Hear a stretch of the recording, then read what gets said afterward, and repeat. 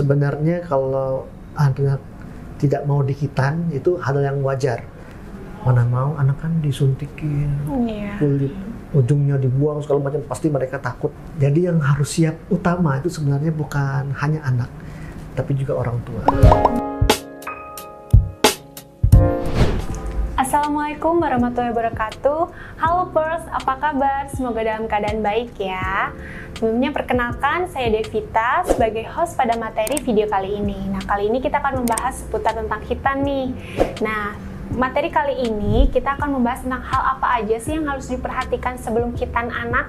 Nah, kita akan tanya langsung dengan Dr. Subi. Halo Dr. Subi, apa kabar? Assalamualaikum warahmatullahi wabarakatuh. Alhamdulillah kabar sehat. Gimana? Pals semua, mudah-mudahan selalu sehat dan diberikan keberkahan dalam setiap apapun jalannya pada hari ini dan selanjutnya, insya Allah. Amin. Nah, Dr. Subi ini adalah dokter khitan di Klinik Mutiara Cikutra. Nah, para moms yang mau menghitankan anak nanti akan langsung ditindaklanjuti oleh Dr. Subi sendiri. Oke. Berbicara tentang khitan nih, Dok. Sebenarnya mungkin kita bikin latar belakang dari khitan sendiri nih, Dok. Khitan itu apa sih? Secara medis. Khitan itu adalah suatu tindakan medis untuk menghilangkan sedikit dari ujung kulit pada penis. Jadi kalau dalam kedokteran ada namanya preputium. Preputium ini adalah kulit yang menutupi ujung penis, sehingga dengan dibuang sedikit itu penis anak akan lebih bersih. Karena banyak sekarang anak-anak mengalami apa yang namanya phimosis. Phimosis itu adalah suatu keadaan penyempitan ataupun perlengketan di ujung penis, sehingga jika anak buang air kecil itu kotorannya tidak keluar secara menyeluruh ya, jadi masih ada sisanya di dalam, sehingga itu bisa menyebabkan apa yang namanya infeksi saluran kencing ya. Nah, dengan dikhitan itu mengurangi risiko infeksi saluran kencing dan anak juga akan lebih sehat. Karena banyak juga phimosis itu yang bisa menyebabkan daya tahan tubuh turun pada anak. Seperti itu. Oke, kalau seputar tentang kriteria nih, Dok, sebenarnya ada nggak sih secara medis tuh kriteria anak yang sudah siap khitan itu seperti apa? Apakah segi umur? Apakah ada yang namanya telat khitan? Itu seperti apa, Dok? Sebenarnya secara umum khitan itu bisa dilakukan pada umur berapapun ya. Kalau di kita di Klinik Mutiara Cikutra pada umur 7 hari sudah bisa dilakukan khitan.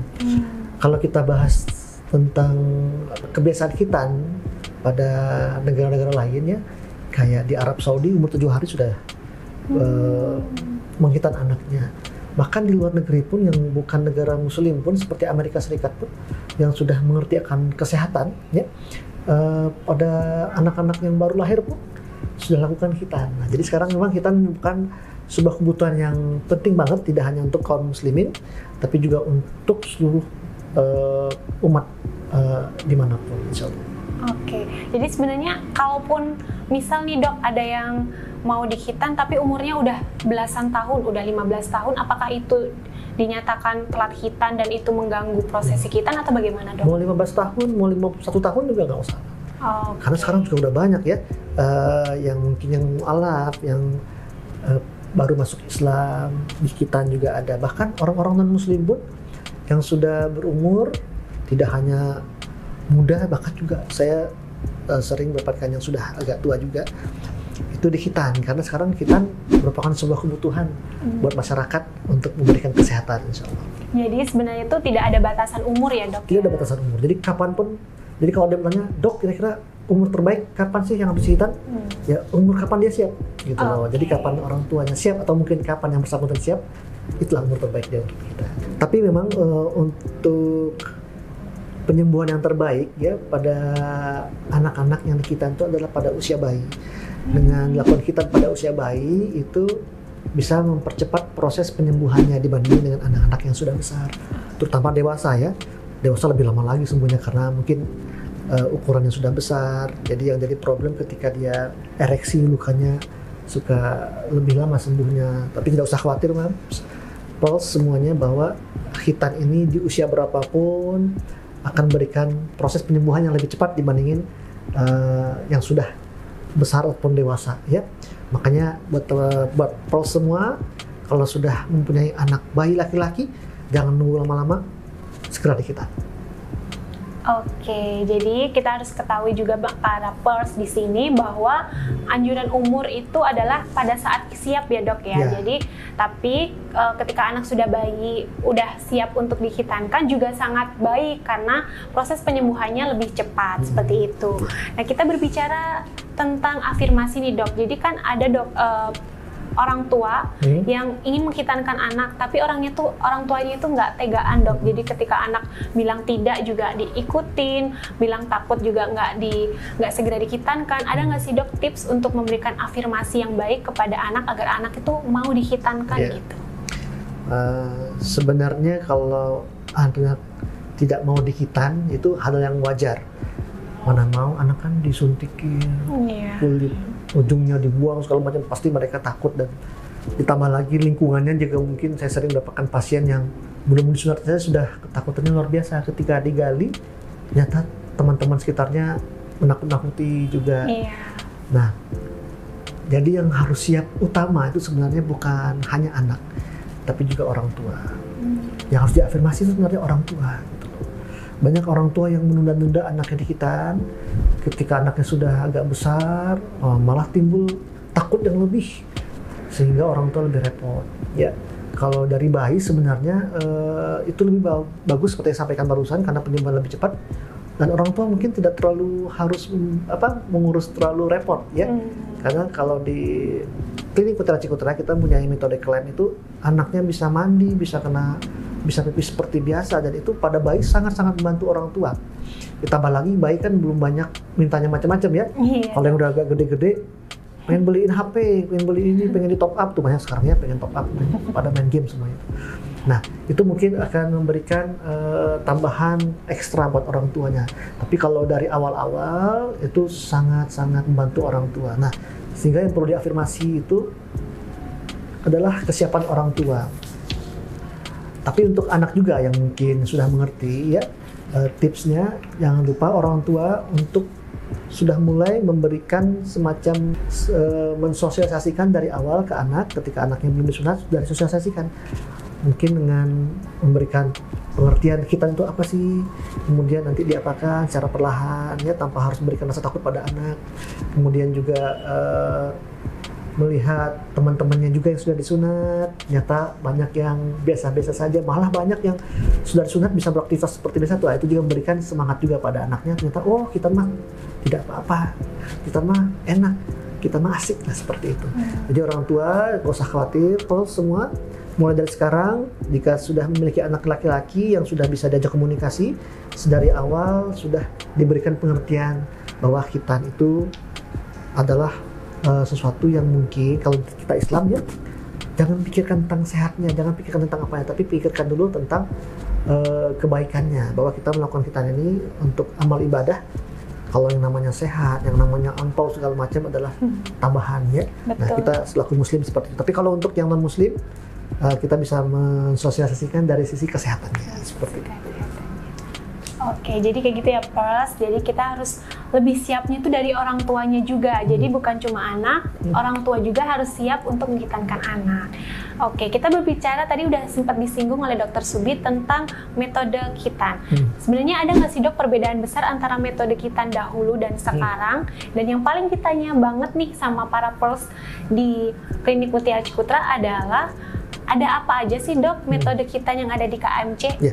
Secara umum metode khitan itu dari waktu ke waktu sebenarnya ada 3 besar ya. Itu yang pertama metode konvensional, ini menggunakan gunting atau pisau yang langsung dipotongkan ke kulit perikutium anak, tetap dilakukan penjahitan ya. Nah mungkin bedanya ini tidak boleh kena air, aktivitas juga tidak boleh terlalu berlebihan karena dikhawatirkan nanti terjadi perdarahan. Saat ini mungkin di klinik kita tidak lagi menerima khitan secara konvensional karena mungkin ketika orang tua menyaksikan mungkin akan lebih menimbulkan trauma ya, karena mungkin perdarahannya yang lebih banyak gitu ya. Meskipun sebenarnya itu hal yang wajar pada khitan, tapi memang sudah tidak kita lakukan untuk konvensional. Kita memiliki metode kedua yang namanya metode kauter laser. Kauter laser ini menggunakan semacam kawat panas yang dipergunakan untuk memotong ujung kulit preputium. Nah, ini sama seperti konvensional, cuma mungkin bedanya ketika dipotong pendarahannya bisa berhenti gitu. Tetap dilakukan penjahitan, tidak boleh beraktivitas seperti biasa dan tidak boleh kena air. Nah, dari sisi luka mungkin kalau dibandingkan bagusan luka konvensional, dikarenakan dia lukanya alami. Kalau menggunakan kauter sedikit banyak ada efek dari luka bakarnya, meskipun sebenarnya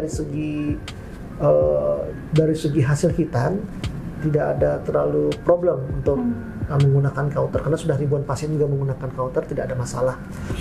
Mungkin kita pengen fasilitasi metode berikutnya yang mungkin saat ini menjadi andalan kita di Klinik Vitalis Putra, itu dengan menggunakan klem. Nah, klem ini menggunakan semacam alat yang dipasang di penis anak. Ini dipasangnya sekitar 5-7 hari. Ujung kulitnya dipotong menggunakan pisau bedah. Nah, dari metode klem ini lukanya alami. Nah, tapi kehebatannya setelah disunat sudah boleh kena air. Anak sudah boleh beraktivitas seperti biasa.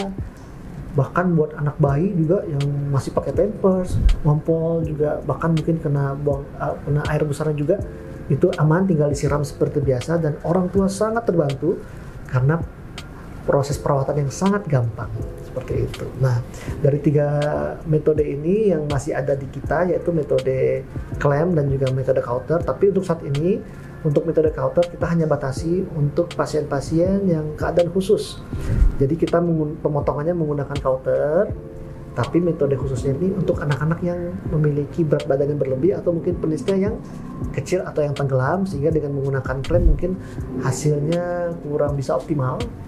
Kalau klem ini bagus untuk penis yang normal ya, tapi kalau untuk yang tenggelam ini kita menggunakan kauter, sehingga secara manual kita akan buang perlahan, nanti kita akan bentuk secara manual. Nanti kita akan bahas di video berikutnya. Jangan lupa nih, ini linknya nanti.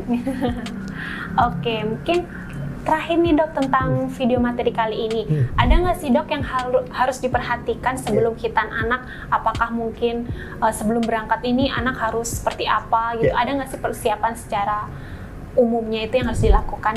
Ya, sebenarnya tidak ada persiapan yang khusus, karena kalau untuk hitan klem di klinik kita, orang tua datang dengan anak bawa seperti biasa aja, yang terpasang di badan juga pulangnya juga bisa langsung seperti itu.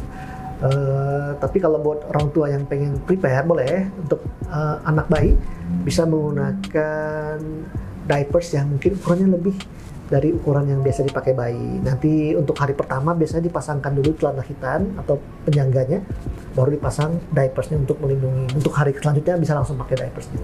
Kalau untuk anak-anak yang sudah dewasa mungkin bisa menggunakan celana yang lebih longgar, ya. Ya mungkin itulah tidak ada persiapan yang khusus sebenarnya. Tidak ada ya. Tidak ada persiapan khusus. Ya, jadi orang tua tidak usah khawatir harus siapkan ini, siapkan itu. Tinggal bawa anaknya, tinggal datang ke sini, habis hitan bisa langsung pulang. Ya, jadi gimana nih Pers? Jadi makin terbantu banget kan informasi ini. Jadi para Pers yang itu nggak perlu khawatir, cukup bawa anak ke sini untuk dihitankan dan bisa langsung bawa pulang, ya nggak dok? Iya, mungkin setelah mendengar ini mungkin orang tua juga pengen dihitan ulang, boleh kontak kita ya. Oke, semoga materi kali ini bermanfaat untuk kita semua, dan jangan lupa bakal ada materi-materi yang lebih bagus lagi dan lebih detail lagi seputar tentang hitan anak. So, sampai jumpa Pers. Wassalamualaikum warahmatullahi wabarakatuh. Waalaikumsalam.